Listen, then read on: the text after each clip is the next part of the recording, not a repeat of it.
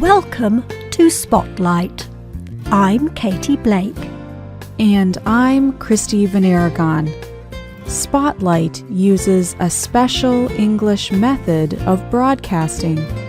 It is easier for people to understand no matter where in the world they live.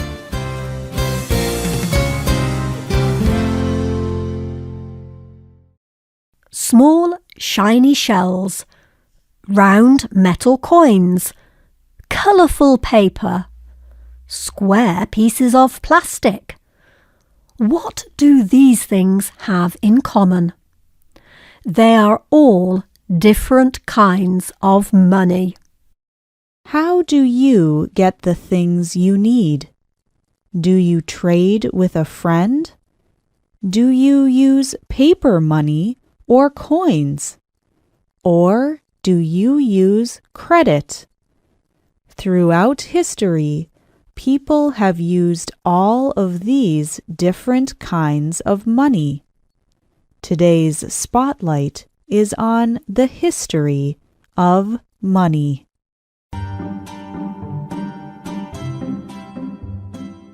Trading is one of the first ways that people have gotten what they need.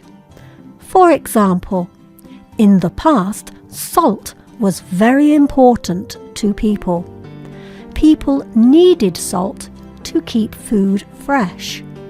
So people would trade salt for other things they needed. People traded salt for shoes, tools, weapons, and food. This method of trading is called bartering. Instead of buying things, people bartered or traded for them. But bartering does not always work well. For example, a man who makes shoes may need some rice. He may try to trade the shoes he makes for the rice. But the person who grows rice may not need new shoes. If the man who grows rice is not willing to trade, the man who makes shoes is not able to get what he needs. So, over time, people developed a new system. Instead of bartering, people would trade for particular objects. These objects were often rare or beautiful, but sometimes the objects were even common things. These special objects are called proto-money. Proto means first in time or earliest. So, proto-money is the first or earliest kind of money. Some cultures used objects such as seeds, pieces of wood, animal skins, cloth, and shells.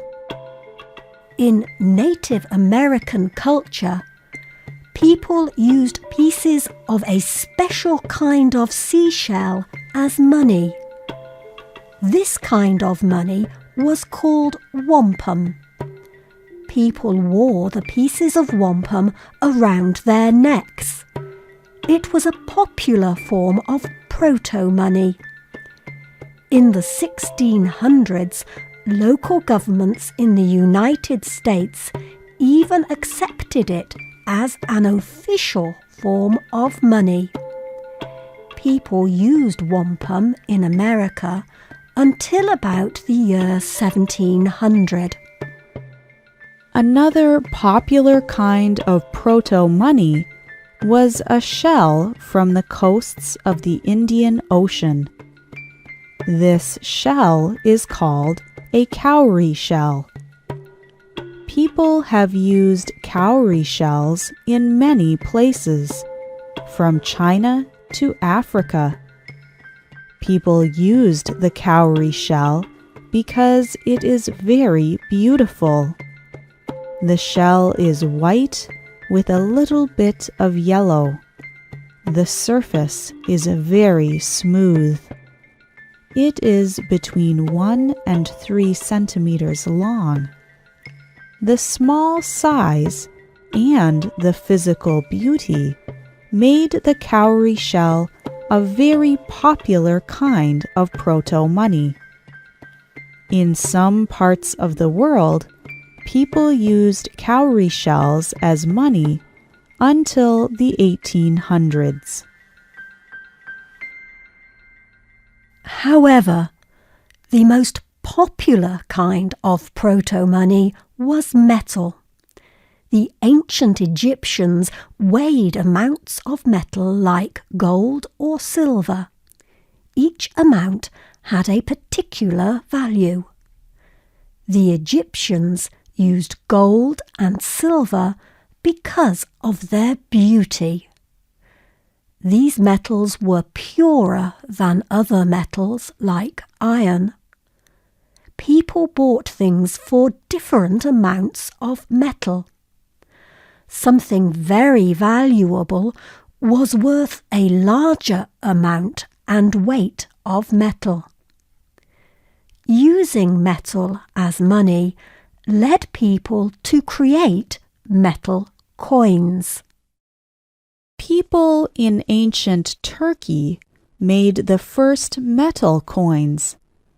The coins first appeared almost 3,000 years ago. People used special tools to create pictures on pieces of metal. Each picture identified how much the piece of metal weighed. Each different weight of metal was worth a different amount. Coins spread from Turkey into Africa and Europe. Soon, coins became the most popular form of money. People began to use coins all over the world. Coins had many different kinds of pictures stamped into them. Some coins had animals, while others showed common things such as tools or plants. Each different picture represented a different amount. The first person to have his face on a coin was Alexander the Great.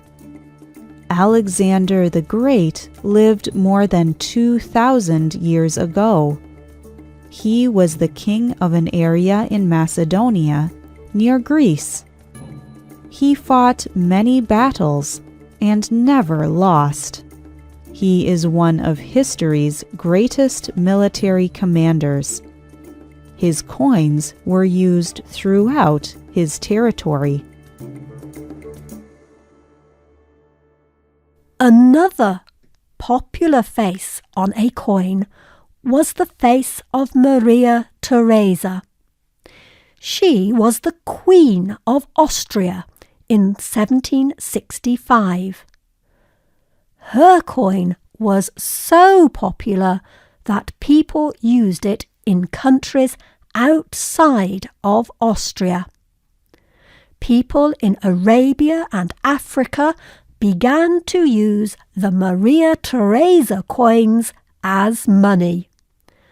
Some people even believed that the Maria Theresa coins had magical powers. People used these coins in parts of Africa until 1924. Even though coins were so popular, it was not easy to carry a lot of coins a far distance. They were too heavy. The Chinese were the first to use paper money instead. They started using paper money more than 1,000 years ago. This new paper money was easier to carry for long distances. Hundreds of years later, Europe also began to use paper money. In the beginning, people wrote paper money by hand. But as time went on, governments took over the job of making money. If paper money became damaged or too dirty, a person could trade in their old money for new money. If they needed to, they could also trade in the paper for its value in gold or silver. Money has continued to change, even in recent times.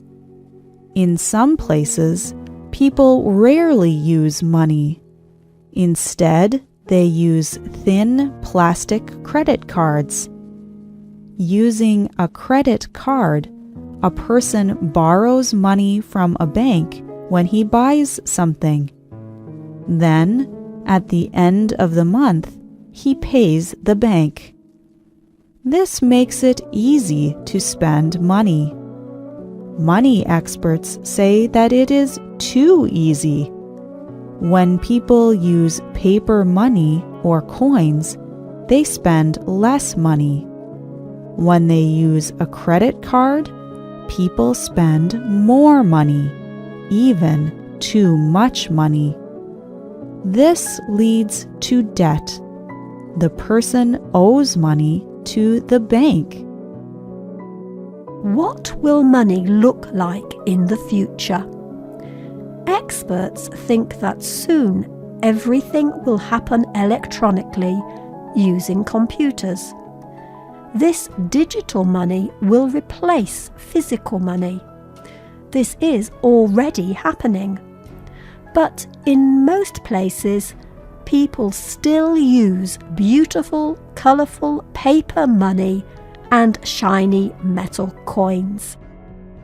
People from long ago may have never imagined all the different and new ways that people can pay for things today. We have come a long way since the days of bartering. What kind of money do you use?